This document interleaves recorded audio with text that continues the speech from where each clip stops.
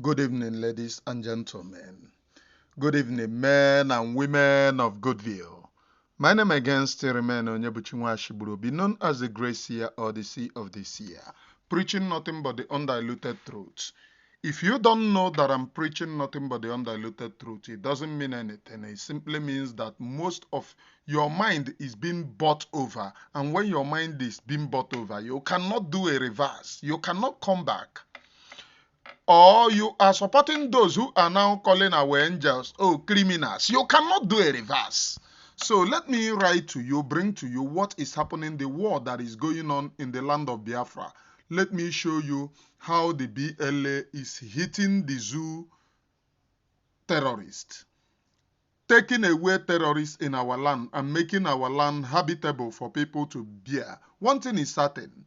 We do not support terrorism and we do not support killings upon killings of innocent citizens, which Nigerian army is known for. That's the only thing. And we are calling on the international community to hear the men on the ground. Without Atufu, let me take you to the war front. Note, my name again still remains Nwashiburo, be known as the Great Seer or the Sea of the Seer, preaching nothing but the undiluted truth. Let us join the war front, please.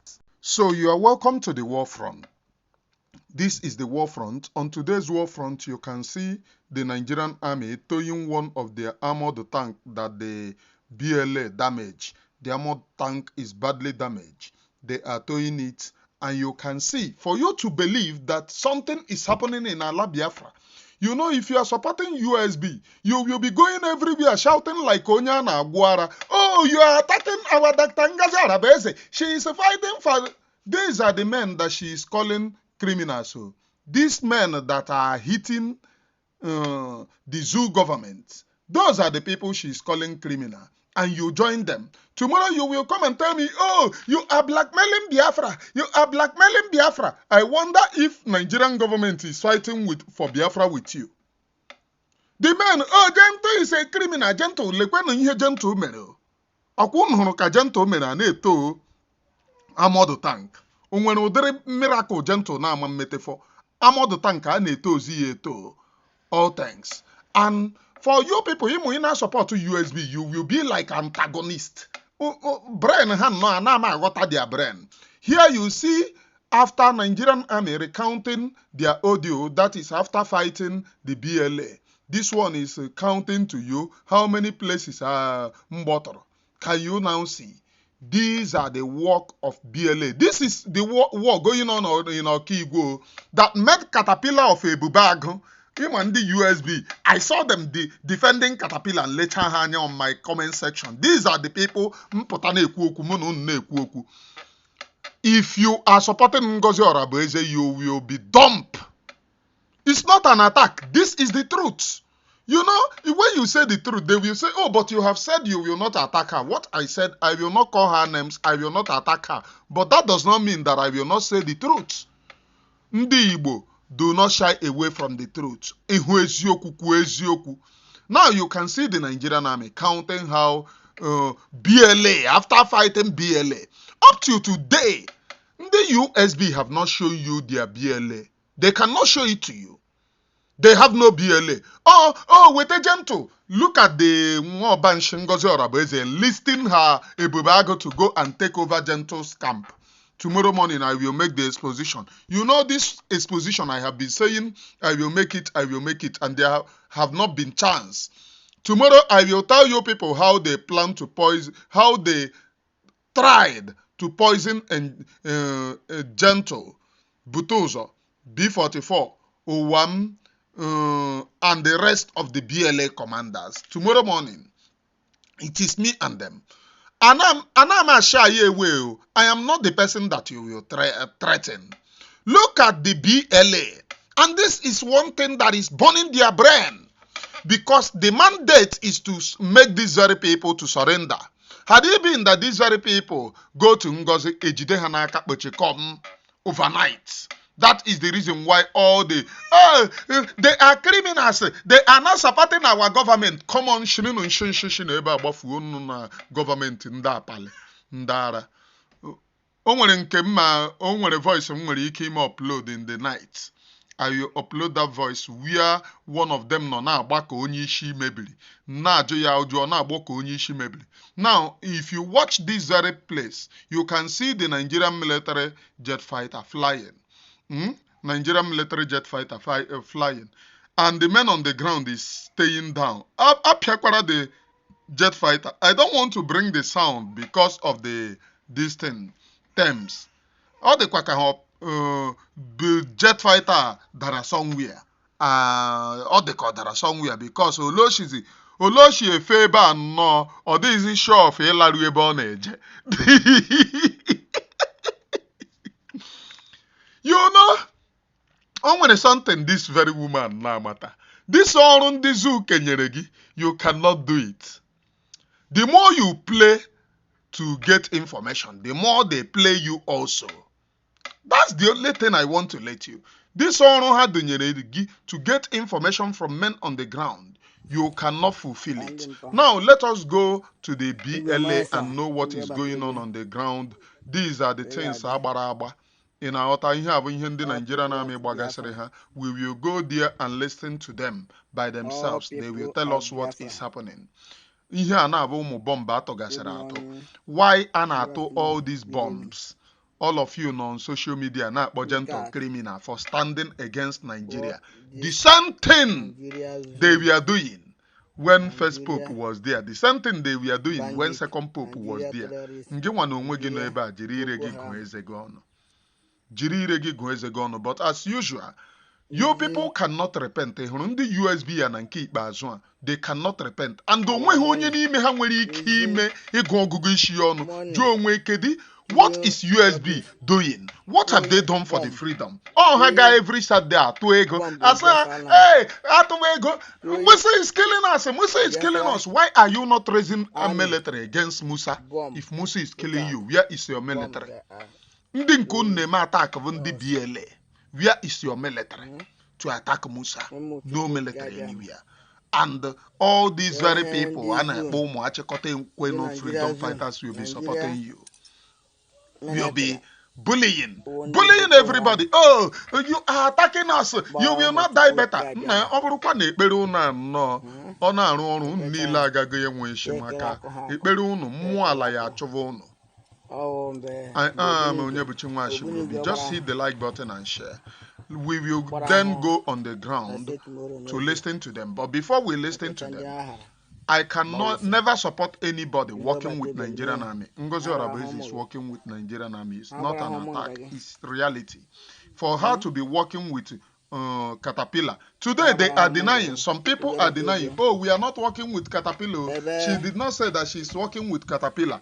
These are the men that refuse to listen to Ngọzi Orabueze. They refuse to listen to her. Ngọzi Orabueze have been saying that, oh, there is no place. PM said that Caterpillar is evil. There is no place. And all of you knew when PM was making expositions of Caterpillar. But she told you it is a lie.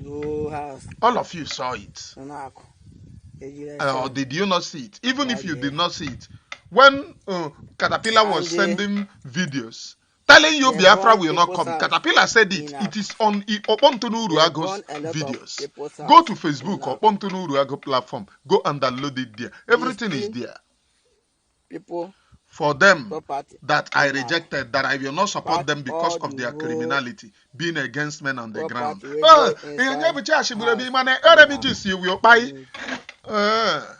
Na ọnwụ nke anọ ha na-asịkwa ma ayowe kpai ka ya sị na o nwere onye agbara ndụ eko n'elu. Onweghị onye agbara ndụ eko n'elu. Unu na-anụ? If I go against Biafra, let the God of Biafra take away my life immediately. But if I am not going against Biafra, anyone insulting me, let the God of Biafra pursue that person and his own family. Pursue his children. Pursue everything that the person lay hands upon. I am Onyebuchi Ashiburobi, the embodiment of the spirit of Biafra. You've got to know that I am the embodiment of the spirit of Biafra. Kaigazian direct Gaganono from horse's mouth, and I will be right back, please.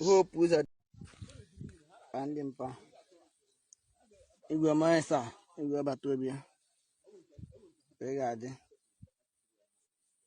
all people of Biafra. All people of Biafra. Good morning, good afternoon, good evening.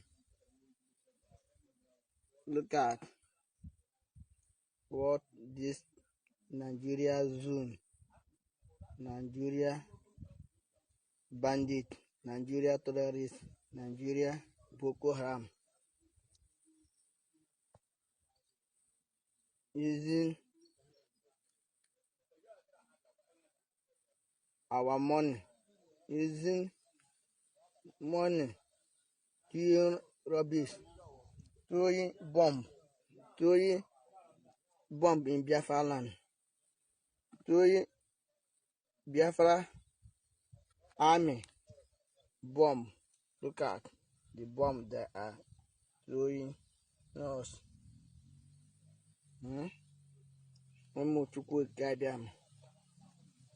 When this zone, the Nigeria zone, Nigeria military, won the Boko Haram.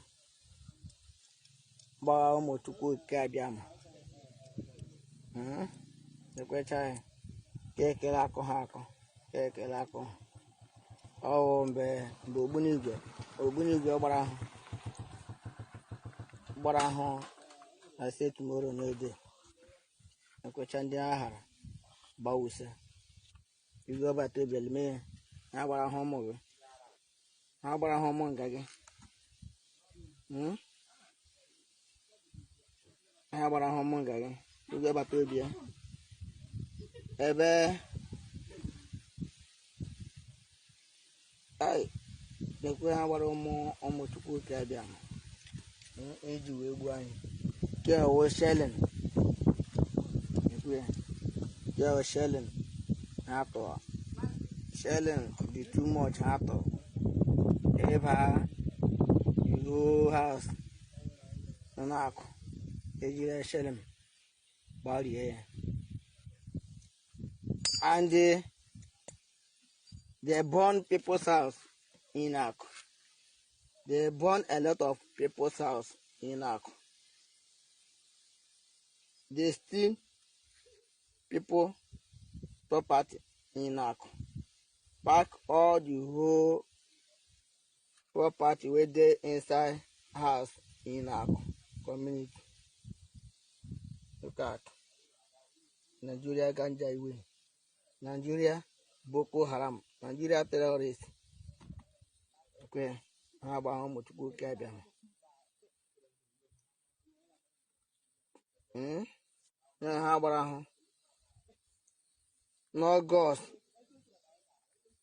2025 on 17th of August? How about how much go cabin? Okay, try.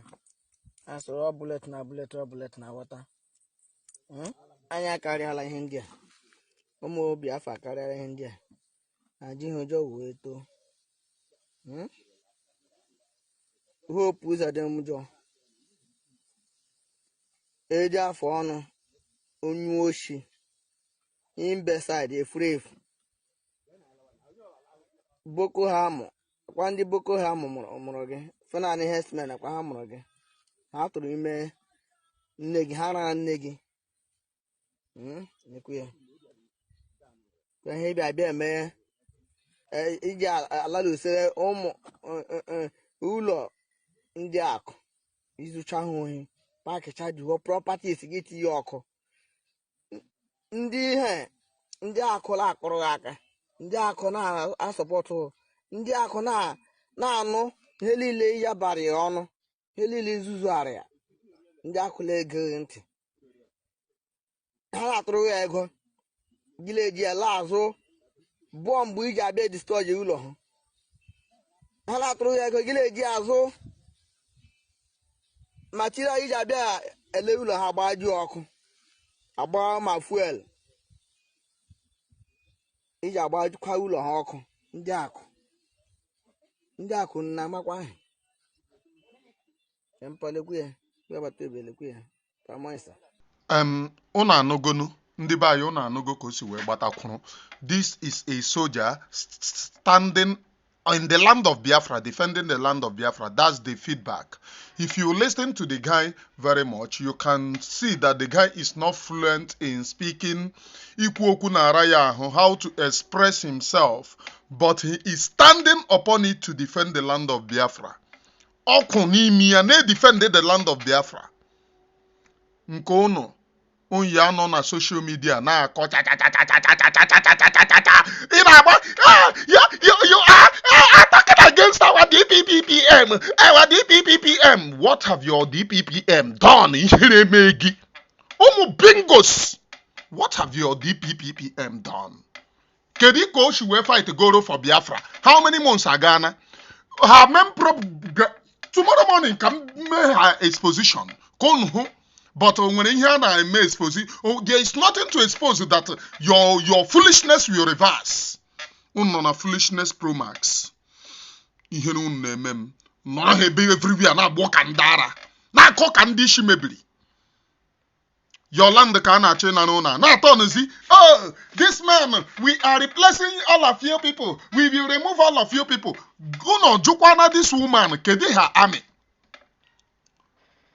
Uno nutunu go anywhere uno. Enwere Imo, enwere Anambra, enwere Ebonyi, enwere Delta, enwere Edo, Lower Edo, enwere Benue, enwere other places. Uno jukwana this very woman. Where have your army operated before?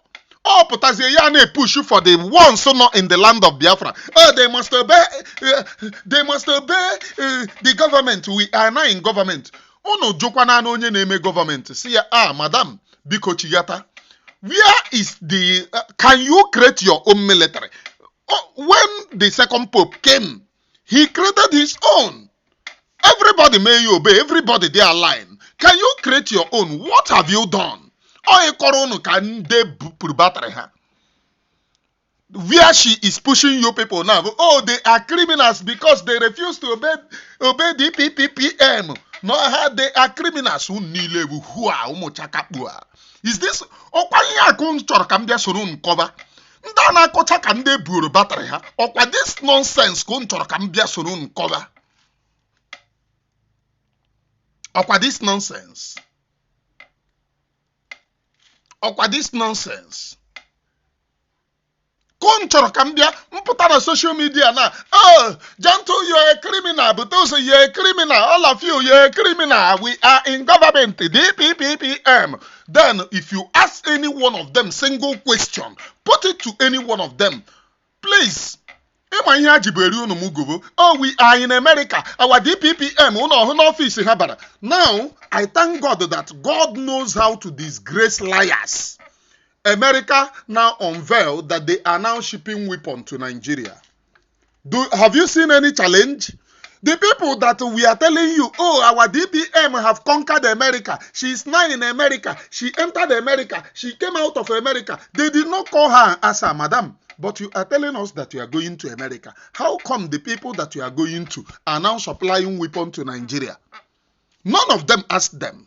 How can you have an embassy in America? You came out, you told people, oh, we now have an embassy in America. But the same America is now supplying weapons to Nigeria. How? None of them can answer it. That is, this foolishness, yeah, can be the general foolishness, bingos. Some of them will come, oh, but you said you are spiritualist. Why is it that you do not sing? What have your madam done? None of you can point to Ngọzi or it destroy everywhere. Is that what you wanted me to support? Ask any one of them. Tomorrow or this night, I will upload one voice. You will see how I disgrace the woman. She did not know what they are doing.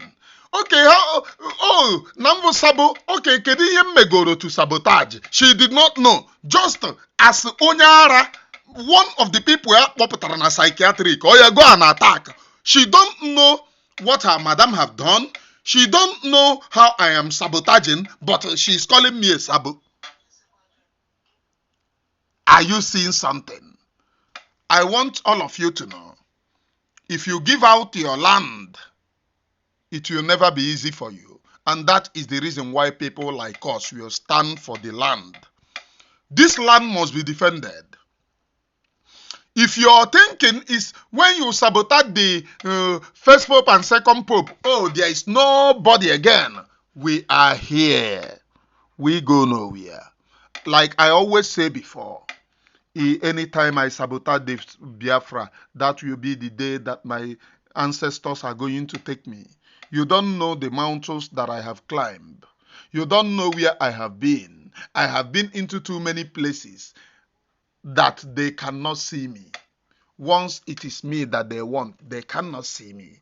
The reason why I have been protected is because God Almighty in heaven made it to be so.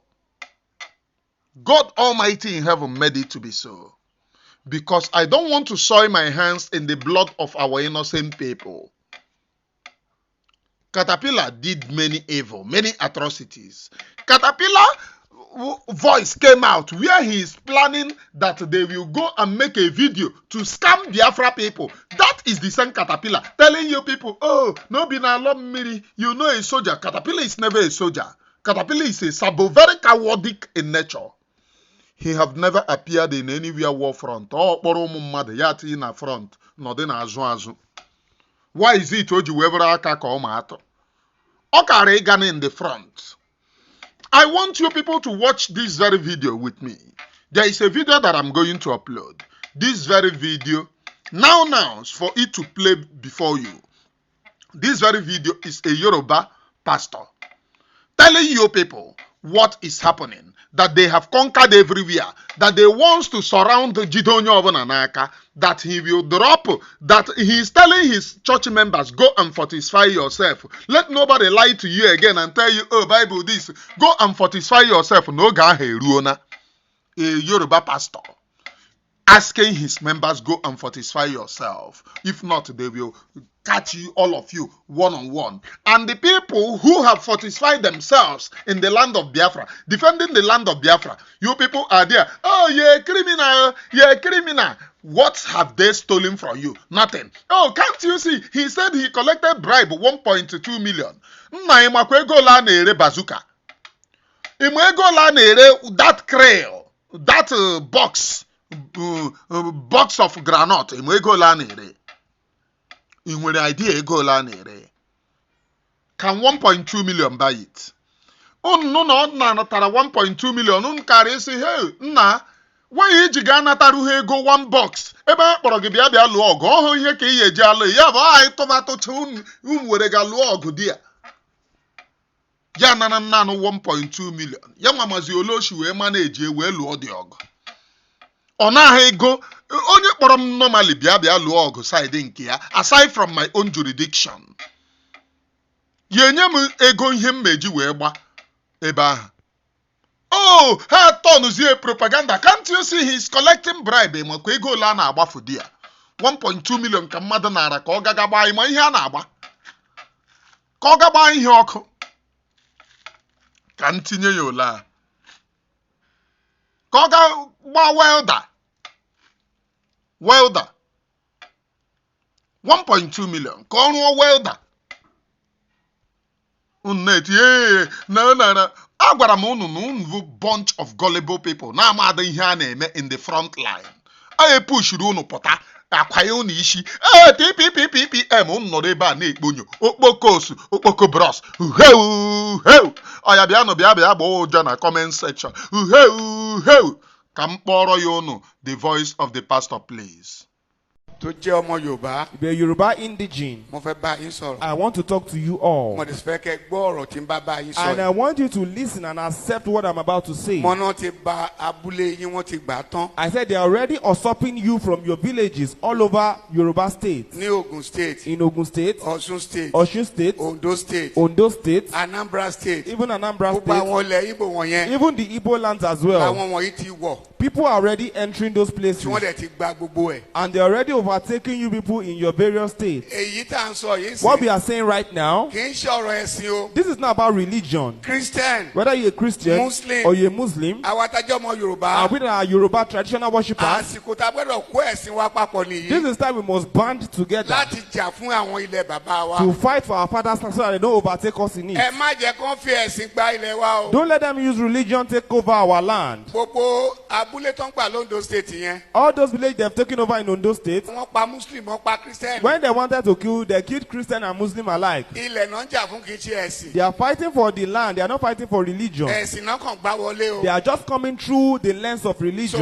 sọ fún yẹn ọmọ Yorùbá, But I'm telling you, all Yoruba Ẹ múra o. people, please be prepared. gbogbo ọmọ Nàìjíríà, Nigerians at ẹ large, múra dáadáa. please be well prepared Wọ́n má bàa gba ilẹ̀ yín o. so that they don't take you away from your father's Mo wá pé land. gbogbo àwọn lọ́balọ́ba, And calling onto the royalities in Yoruba Ọọ̀ni land. of Ifẹ̀, Your new Obife, the Imperial Majesty. kábíyèsí kádé pẹ́ lórí rẹ̀, Kabiesi, we greet you, sir. ẹ dá sí o. Please talk about this. Aláàfin tuntun tó ṣẹ̀ jẹ, ẹ dá sí The o. new Alaafin, please talk Ẹ̀yin about ọba this. Ondo, All ẹ dá sí o. the kings in Ondo State, Ẹ̀yin ọba Ọ̀ṣun, Ọ̀yọ́, Lagos State, ẹ dá the sí o. kings in Lagos, Oyo, Oshun, please talk about this. Tógun yẹn bá wọlé tán, Because when the war overwhelms us, apá ò ní ká o. we will not be able to do anything about it. Èmi mo rẹ́dí ogun o. Personally, I'm ready for Mo war. sọ fún ìjọ kìnìún àná, mo ní kẹ́ ẹ dira. I told you the last time that you should fortify Àwọn yourself. kan sọ pé báwo ni pásọ̀ máa sọ pé Some èèyàn people dira. will say, why will a pastor utter that kind of statement? Ẹ lọ dira o. Please go and fortify Tó yourself. bá yá, màá gbé Báìbù mi sílẹ̀. Because when war comes, I will drop my Bible. Màá jà fún ìlú bàbá mi. I will go and fight for my father's Tó pé land. ìgbà wo ni Christian dé Nàìjíríà? When the Christianity come into Nigeria, 1842 it came in 1842. ló ṣẹ̀ dé Nàìjíríà. That was when it came in. Ẹni àkọ́kọ́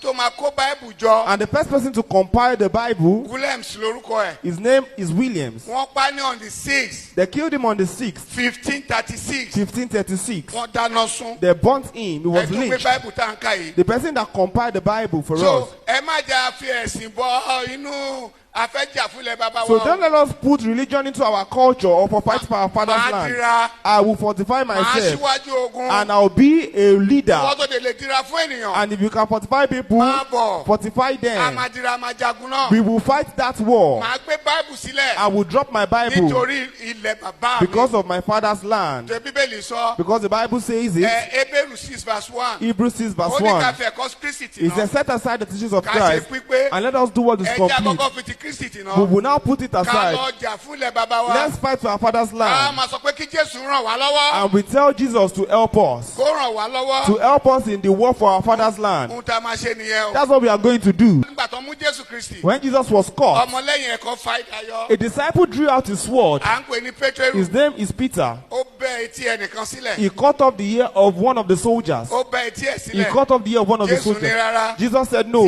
Tí idà rẹ̀ bọnú àkọ̀. keep your sword back in the shirt. Jésù ní tó bá yá o. That when the time comes, Ẹni tó ní aṣọ kó lọ tà á. if you have a cloth, go and sell it. Ẹ tó ní bàtà kó lọ tà á. When the time comes, if you have sandal, you will sell Ẹ lọ it. sí Luke 22. Go kẹ́ to lọ kà Luke á. 22. So ẹ má filẹ̀ bàbá yìí sílẹ̀ o. Please don't leave the things of your father and the land of your Christian sọ father. pé kí n má jà fún bàbá mi o. Christianity does not stop me from fighting for my So father's ìwọ náà rights. má wòran ọwọ́ ọmọ Yorùbá. So if you are Yoruba indigene, don't just Ẹ má fold your jẹ́ kó wá hands. gbalẹ̀ bàbá wa lọ́wọ́ wa. Don't let them take over our father's land from us. Ọlọ́run á fún wa ṣe o. God will help us. Alálẹ̀ bàbá wa Our ancestors á fún wa ṣe o. would help us. Jésù mo gbàdúrà. So you have heard from the pastor. This is a sitting pastor telling you people, go and buy, that he will stop Bible, he will drop Bible, he will take over everything to fight for his father's land. But the people fighting for your own land, a woman in Georgia, is now telling you, oh, they are criminals because they are not supporting her. If she tells you that she is fighting for Biafra, let her show you the people that she is working with. Show us the people that your military, for how many years? Going to 1 year, you have not got even a single military. There is no operational anywhere. And they push you. Musa, aboki, muje, aboki. E push you be a comment section on na taokoro. Yeah, they even said, I will not listen to you again. I am a freedom fighter. I don't give a damn. Did I see you before I start preaching on this very platform? This very platform. Did I see you before I start preaching on this very platform? I'm asking you. USB. I'm asking all of you. What have your USB done for all of you? I got it from one platform. Our DPM. What have your DPM done on a push? Run propaganda against the men on the ground. If you have brain, if your brain is intact by now, USB, what is your work? And I got 1 year. Kedu ihe unu mepụtagoro eghere unu ashi embassy the other day na America disgrace na supply weapon to Nigeria nke embassy ya ọkwa ọkwụrụ na unu enwezi mouth jụọ madam Israel na imepere embassy since ị na-emepebe embassy America is not supplying weapon to Nigeria. Why are they supplying weapon? Unu mechi isi ọnụ bi ebe a na-akụ inyo. My time is up. Mbosi nta abịa chọọ na Owerre nchi. Bye for now, please.